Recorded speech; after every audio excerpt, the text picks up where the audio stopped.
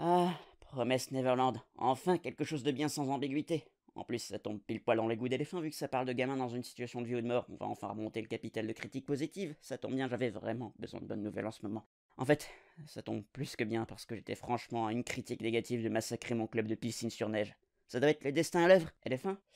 Ouais, alors, à ce propos... non, je suis fichu. Non mais attends, c'est pas entièrement négatif, je vais complimenter un peu ce manga avant de lui foncer les genoux, ne fais rien de... Il est parti. Bon bah tant pis. Le point positif, c'est qu'enfin les 3 dernières personnes pratiquant ce sport ne répandront plus leurs idées de merde à travers le globe. Quant au reste d'entre nous, on a un manga disséqué. Promise Neverland se trouve donc être notre cobaye du jour, et c'est sans doute le premier pour lequel je ressens de la peine. Il a pas mérité son sort, parce que le début réussit tellement bien à te happer dans l'univers. Nous suivons le quotidien de toute une troupe d'orphelins, mais plus particulièrement le trio avec le design le plus susceptible de vendre des figurines, qui découvrent par hasard que leurs camarades ne se font pas vraiment adopter, mais à la place connaissent un sort bien plus triste, de se faire décorer d'une jolie fleur toute mimi. Ah et accessoirement de se faire bouffer la cervelle par des démons monstrueux qui contrôlent tout dans l'ombre, ce qui est presque aussi terrifiant. Ils se mettent donc à élaborer un plan afin de s'évader illico presto parce que nique les fleurs, tout en évitant d'attirer l'attention de leur gardienne qui se révèle d'un coup bien plus menaçante et dangereuse. Oui, parce que pour être nounou dans une situation pareille, t'es soit dans le coup, soit franchement pas très perceptive. Badabim, prémisse gagnante. D'un coup, t'as un jeu de chat à la souris où la moindre action de travers se révélerait catastrophique, de l'intrigue et du danger en la présence de ces créatures surnaturelles au design unique, et on n'a pas de temps à perdre parce que leur date limite approche.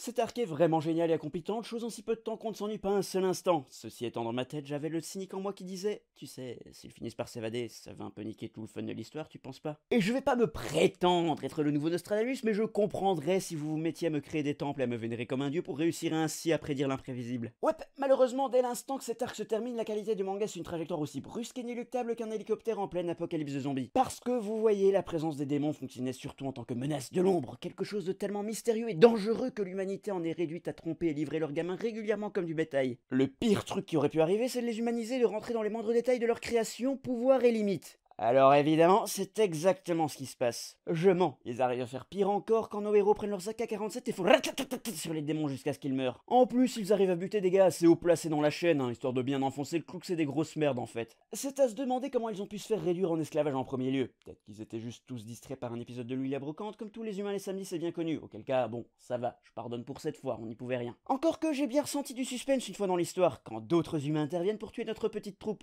Sans doute parce que le danger qu'ils représentent est assez facile à comprendre. Le méchant fait pendant ta tête et tu dis bonne nuit les petits, tandis que des monstres fantastiques au pouvoir qui font un peu ce qui leur chante semblent paradoxalement plus faciles à gérer. Ou alors ils auraient dû être tellement puissants que la simple idée de les affronter soit aussi ridicule que de vouloir tuer un ours avec une cuillère, mais dès l'instant où on les a vus prendre des dégâts, l'illusion fut brisée. Alors après quand ils se sont mis à introduire leur société, leur reine et mes couilles sur ton front, j'ai compris qu'il était temps pour moi d'aller faire dodo parce que c'était devenu plus soporifique qu'un tranquillisant pour éléphant. Vous voulez savoir le pompon de la crème sur la cerise? Ils ont aussi introduit des personnages avec des pouvoirs mystiques tellement vagues et puissants qu'ils pourraient résoudre tout le conflit d'histoire sans que personne n'ait à souffrir dans le monde pour toujours.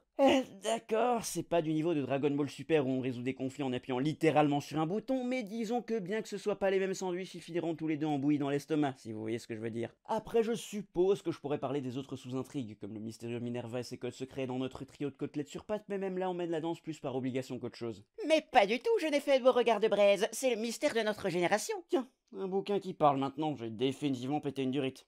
Ça arrive plus tôt que prévu. Tu veux me faire croire que tu n'as pas envie de tout savoir sur Monsieur Minerva? Bon, tu sais, ça reste un type, il pourrait se révéler être le croisement entre un dinosaure et un distributeur de manga de cul, que ça changerait pas grand chose à la qualité de l'histoire. Un type? Ben, c'est un type. Ouais, c'est un type peut-être, ouais, mais.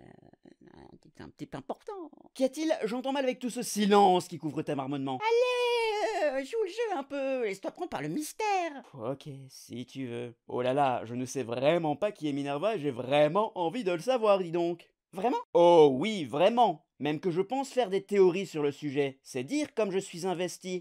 Je le savais. Te voilà la réponse. Pardon? Bah oui, t'avais l'air de plus pouvoir passer un moment de plus sans réponse. Alors voilà. Mais c'est pas un peu tôt pour balancer les derniers secrets de ton lore? Eh oui, mais remercie pas surtout. C'est quoi ça? Il est juste écrit un type sur le papier. Bah c'est la réponse. Tu te fous de ma gueule. T'as pas lu la main d'homme? Important. Satisfait? Oui, ma foi, c'était exactement comme ça que j'aurais écrit un mystère à la fois palpitant, me laissant pleinement satisfait, racontant des choses qui ne peuvent absolument pas être devenues rien qu'à l'introduction du personnage. Ouais, trop bien. Je savais que ces leçons d'écriture à 300 € la minute n'étaient pas une arnaque. Ah, bref, plus sérieusement, on n'a pas la même vision, c'est pas grave. Ou peut-être que l'auteur s'est fait dévorer par le rythme hebdomadaire de la sérialisation. Ce serait pas la première fois ni la dernière. Dans tous les cas, je dois dire que la direction entamée par Promise Neverland me laisse de marbre. De marbre aussi froid que de la neige. Ah, tiens, ça me rappelle qu'il faudrait que je prenne de quoi nettoyer une piscine. Je me demande si c'est facile à détacher les tripes.